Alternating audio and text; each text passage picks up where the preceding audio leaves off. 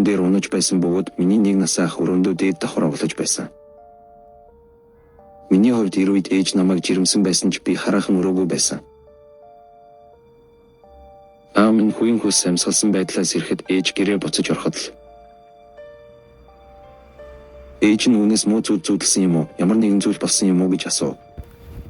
Аав болгоод охид ээжтэй зүүднийхээ ухаан ярьж эхлэв. Ах маань зүүдэнд үүнийг үүхийн үүднээс Льюис гэж дуудъя. Ир өрөөнийхөө шалан дээр хідэн блок оглож байсан. Хачин эмгээ гарч ирээд ур хар даашинзаа нэгнүүдээ халахсан үсээ байсан. Үүний арс цайвар биеэрээ харуулбаа. Гэхдээ хамгийн хачирхлаа нь модны мөчөр шиг иврээ байсан. Ир миний ахыг ширэж байсан. Ах эхлээд үүнийг анзаарсангүй. Гэхдээ ир ингэсэн даруйдаал уйлж эхэлсэн. Хаагаагаараа өргөн үүнд хурж ирсэн. Аав минь зүүдээ ээжтэй ярьж дуусах үед ах минь уйлах чимээ гарсан. Миний эцгийг хоёр шаар дэшээ яаран ахын өрөөнд очил ир эмгийг хараад цочирдсан. Үүний зүүдэнд гарч байсан шиг л ах минь дээр зогсоод гараа сунган үнд хурж байсан. Аав үүнийг ахыг минь биеийг хүргэж хашгирсан. Ир эмгийн нүд ирэмхийн зур алга болсон. Дараагийн хэдэн сарын урш аав минь хар хувцас эмгийг хаасайгүй харсаар байсан. Манай хөршийн хаалганы урд байшин хашаан дээр ирнийг удаа үнийг манай байшингийн дээр идэх модон дээр сууж байхыг хүрэл харсан. Гэхдээ эднийг харц улгарах мөч бүр ир алга болдог байсан. Тэгээд манай хөршүүдийн нэг болох эмгийг бас харсан өдөр ирсэн ихэд ах маанд амьдардаг байсан.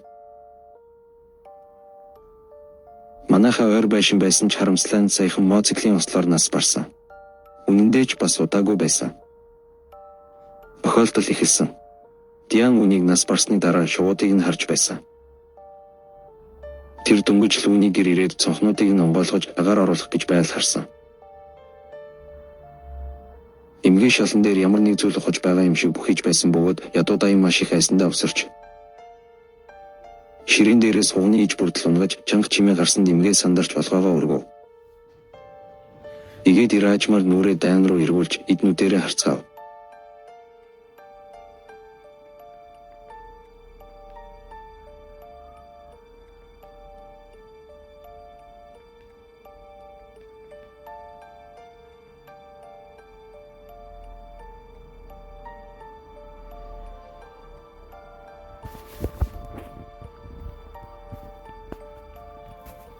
Ир хинбэ, юу байсан бэ? Хэрэг би чамд үннийг хэлэх юм бол би мэдхийг хүсэж байгаа эсэгтэй ч илгүй байна. Өнгөрүүлсэн энэ аим шиг явдлыг хизээж марахгүй. Би жаахан дасгал хийх гээд хоор зугаалж яв. Тэгээд би сахин малгайд цагаан цамц урагцсан жинсэн өмд өмссөн нэг ирийг харсан.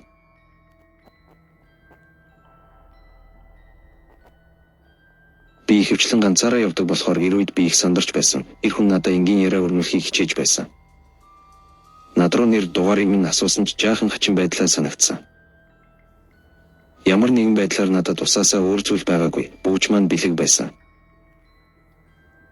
Миний өвөө намайг дээрэмдэн гэж би хизээж сэжиглээгүй ихснээ ир аимшаагаар инэмсэглээд асуусан.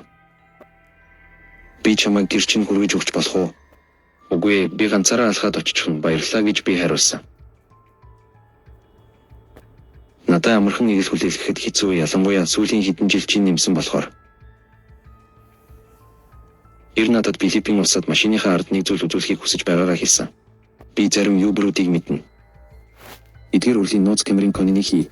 Би энэ залуу жаахан жүжиглээд байгааг мэдсэн. Сижиг байсан ч гэсэн үүнийг юберийн болов уу гэж бодсон. Нэгэн удаа би үүнийг ээшний ард хүрэлт агсан. Ихэд ирээшээ онгойлгоно гэж надад хэлсэн. Ээш онгойлгохыг хүлээж байх зур би машины ээшнээс хэд хэдэн хашгирах чимээ сонссон. Надад ойлгомжгүй байсан, машинд овчлоор байсан бол ээшийг онгойлгосон. Би юу харж байгаагаа охин ч ойлгосонгүй. Түүний машинд 2 охин, 1 хүү байсан. Би хурдхан очоод нүүрлүүн хүчээ зөхиод машинд нь яагаад эдгээр хүмүүс байгааг асууж орлоо. Машинд байгаа хүмүүсийг яагаад хүлчихсэн юм бэ гэж асуухад эрхнүүдийг нь зарж мөнгө олохыг хүсэж байгаагаа хэлсэн.